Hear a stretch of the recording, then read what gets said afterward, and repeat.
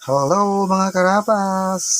For today's video, pinakbit na gulay ang ulam natin ngayong tanghali. Yan yung pangsasahog natin mga karapas doon sa pakbit natin para masarap. Sahog natin sa pakbit. Lutuin natin ng bahagya bago natin ilagay sa gulay. Takpan natin para mabilis. Check. Oh. Wow, nagmantika ang ating pangsahog.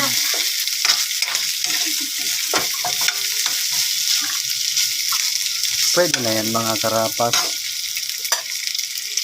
Sahog natin sa pinakbit. Oh.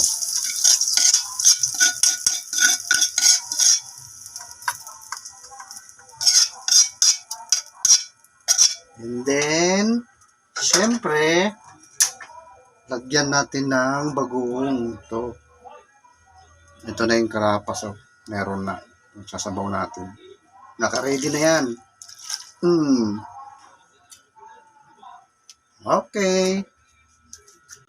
Lagay tayo ng konting bitchin. 4 na taktak.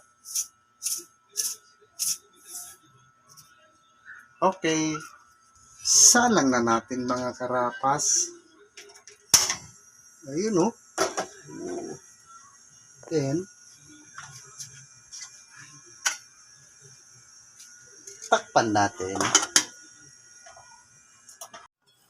Check ating pakbit.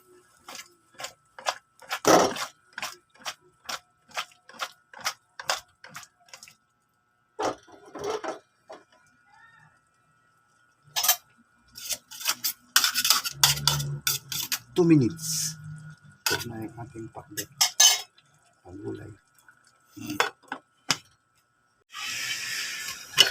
Check. Oh, luto na ang ating pakbit. Luto na ang ating pakbit.